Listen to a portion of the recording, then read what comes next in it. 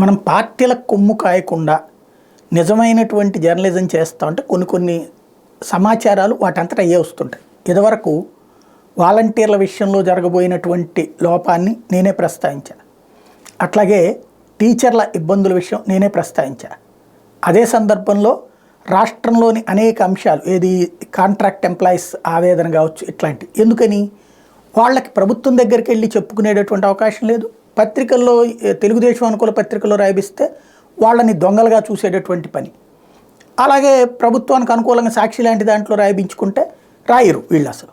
కాబట్టి వాళ్ళు అలాగ ఉన్నప్పుడు మధ్యలో మనలాంటి వాళ్ళం అయితే న్యూట్రల్గా ఉంటామన్నటువంటి ఉద్దేశంతో ఇచ్చారు. వెంటనే కొంతమందికి సర్రమని కాలుతుంది, నువ్వు న్యూట్రల్ ఏంటని మాట్లాడేవాడు ఉంటాడు. అది వాడి కర్మని మనం ఏం చేయలేము. ఎందుకంటే మంచి చెడు రెండూ ప్రస్తావిస్తూ ఉండటం అనేది నా నైజం. అదే చేసుకుంటూ పోతాయి. ఎవడి కోసం ఎవడో అన్నాడు కాబట్టి, వీళ్ళని గురించి అనుకూలంగా మాట్లాడుతున్నాం అన్నాడు కాబట్టి వీళ్ళని తిట్టాలని లేదు. అవతలోళ్ళు మంచి చేసినప్పుడు మంచి చేయలేదని చెప్పాల్సిన అవసరం లేదు. కాబట్టి సాగుతుంది. ఇట్లాగా చేస్తున్న కారణంగా ఒక కీలకమైన విషయం బయటపడింది. జగన్కి జరగబోయే అతిపెద్ద కుట్రలలో ఒకటి.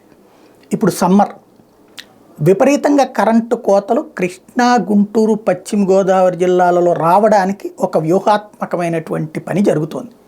వాస్తవంగా ఎలక్ట్రిసిటీ డిపార్ట్మెంట్ ఎప్పుడో ఒక స్కెచ్ చేసి చక్కటి ఒక ప్లాన్ చేసింది.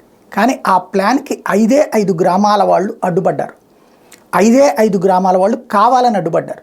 దాని వలన కరెంటు కోతలు విపరీతంగా జరగబోతున్నాయి. ఆ సంక్షోభాన్ని ఎవరిని తిడతారు? కరెంటు పోగానే ఇదివరకటి రోజుల్లో అయితే లైన్మెన్ని తిట్టుకునేవాళ్ళం, ఇప్పుడు సీఎంనే తిట్టుకుంటున్నాం.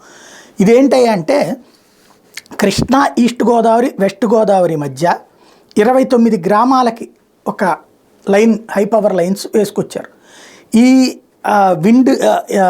దీనికి సంబంధించి ఏదైతే కీలకమైనటువంటి, అంటే ఈ కరెంటు రావడానికి ఉంటే గుడివాడ సమీపంలో ఉన్నటువంటి ఒక 5 గ్రామాల వాళ్ళు, టోటల్గా 5 గ్రామాల వాళ్ళు అక్కడ వాళ్ళ గ్రామాలలో ఇది రానియకుండా అడ్డుపడ్డారు. ఇది స్తంభాలు వేయనీయకుండా. వాళ్ళు తెలివిగా ఏం చేస్తున్నారు, గత 2 ఏళ్ల నుంచి కూడా కావాలని కరెక్ట్గా ఆ టైంకి వీళ్ళు కోరుకున్న భూమిలో పంట వేసేస్తారు. పంట అయిపోయాకని అవసరమైతే కోర్టులకు వెళ్తారు. పంట అయిపోయాక ఇస్తామంటారు. పంట అయిపోతుండగానే మరొక పంట వేసేస్తారు. వాళ్ళని డైరెక్ట్గా కింద స్థాయి అధికారులే కదా వెళ్ళేది, పై స్థాయి అధికారులు పోరు కదా. వెళ్ళగానే వాళ్ళు ఏమంటున్నారు, మా బాబు వచ్చాక వేపిస్తాంలే, ఈలోపు ఉన్నయండి కరెంటు కోతలు తెలియాలి కదా జనాలకి, జగన్ గారి సంగతి ఏంటో చూడాలి కదా అంటున్నారు. ఇది 1.5 ఏళ్ల నుంచి నడుస్తుంది. ఆ కరెంటు అక్కడ 5 గ్రామాల్లో వేయకపోవడం వల్ల మిగతా లైన్ అంతా అయిపోయింది. అక్కడ అది వేసి సబ్స్టేషన్ సెట్ చేస్తే పరిష్కారం అవుతుంది. ఇది 3.5 ఏళ్ల క్రితం ప్రారంభమైన ప్రాజెక్టు. 5 గ్రామాల వాళ్ళకి సంబంధించినటువంటి వలన ఇది ఆగిపోతుంది. అయినా స్టిల్ నౌ జీతాలు తీసుకుంటున్నారు లక్షల రూపాయలు ఉన్నతాధికారులు. ఆ సమస్యకి పరిష్కారం ఏముంది? 5 గ్రామాలు ఒకవేళ పంట వేస్తున్నారు అనుకోండి, ఆ పంటకు కావాల్సిన డబ్బులు ఇచ్చేస్తామంటే అయిపోతుంది కదా. చెయ్యొచ్చు. అలా చెయ్యాలంటే ఇనిషియేటివ్ తీసుకోవాలి. నాకెందుకు, నా జీతం వస్తుంది, జగన్ గారికి ఏదైతే నాకేంటి అనేటువంటి రూట్లో వాళ్ళు ఉంటారు. ఈ గాడు అనే పదమే వాళ్ళు వాడుకుంటారు. ఈ కాన్సెప్ట్తో ఇప్పుడు అది పూర్తిగా ఇప్పుడు ఏమైపోయింది, కరెంటు వాడకం పెరిగిపోయింది. మనకి వాళ్ళ పేదలకి డబ్బులు ఇచ్చినటువంటి కారణంగా ఇదివరకటి రోజుల్లో పేదల ఇళ్లలో ఫ్యాన్ ఉండడం ఎక్కువ, సీలింగ్ ఫ్యాన్ ఉండడం ఎక్కువ, టేబుల్ ఫ్యాన్లు ఉండే, టేబుల్ ఫ్యాన్ నుంచి సీలింగ్ ఫ్యాన్, సీలింగ్ ఫ్యాన్ నుంచి ఇప్పుడు కూలర్లు పోయి కొంతమంది ఏసీలు కూడా వాడుతున్నారు. అవి వాడేవాళ్ళు పేదవాళ్ళ అంటే నేను అది జడ్జిమెంట్ ఇవ్వలేను. ఎందుకంటే వాళ్ళు వెళ్తుంది కూలి పనికే పోతున్నారు, లేకపోతే కనుక భవన నిర్మాణ పనులకే వెళ్తున్నారు. వాళ్ళ ఇళ్లలో కూడా మెరుగవ్వాలనుకుంటున్నారు వాళ్ళ జీవితాలు. ఇప్పుడు వాళ్ళకి కొంత కూలీ డబ్బులు ఎక్కువవుతున్నాయి కాబట్టి కొంతమంది కూలర్లు పెట్టుకుంటున్నారు, కొంతమంది ఇట్లాంటివి పెట్టుకుంటున్నారు. దానివల్ల కరెంటు వాడకం పెరుగుతుంది.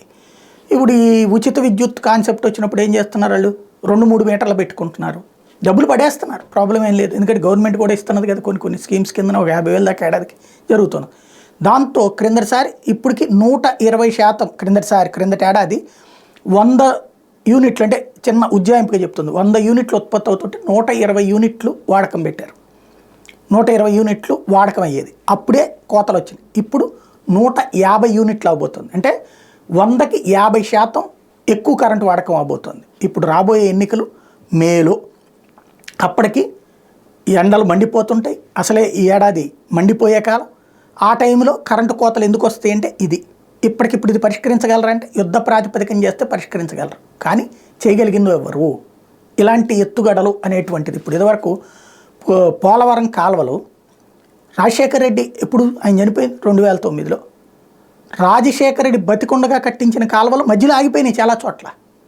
ఎందుకంటే ఇట్లాగే ఆపిచ్చారు తెలుగుదేశం సింపథైజర్స్.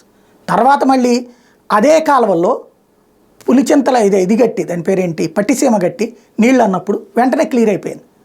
తెలుగుదేశం అధికారంలోకి వచ్చింది కాబట్టి అవి విత్డ్రా చేసుకున్నారు. వాళ్ళకి కొంత పరిహారం మామూలుగా కంటే లిబరల్గా ఇచ్చామన్నటువంటి చెప్పారు. అంతకుముందు రాజశేఖర రెడ్డి కూడా లిబరల్గా ఇవ్వడానికి రెడీ అయ్యాడు, కానీ అప్పుడు ఆపిచ్చారు. అంటే వ్యవస్థలలో పార్టీల ఫీలింగ్తో ఎట్లా అడ్డుపడుతుంది అనడానికి సాక్ష్యం ఇది. బట్ దీన్ని పరిష్కరించుకోగలిగించే స్థాయిలో జగన్ ఉన్నాడు. ఎన్ని ప్రతిదీ జగన్కి తెలుస్తా, కింద స్థాయిలో సెకండ్ థర్డ్ స్టేజెస్ లేవు. దాని సమస్యకి ఇది అతి పెద్దదైనటువంటి అంశం.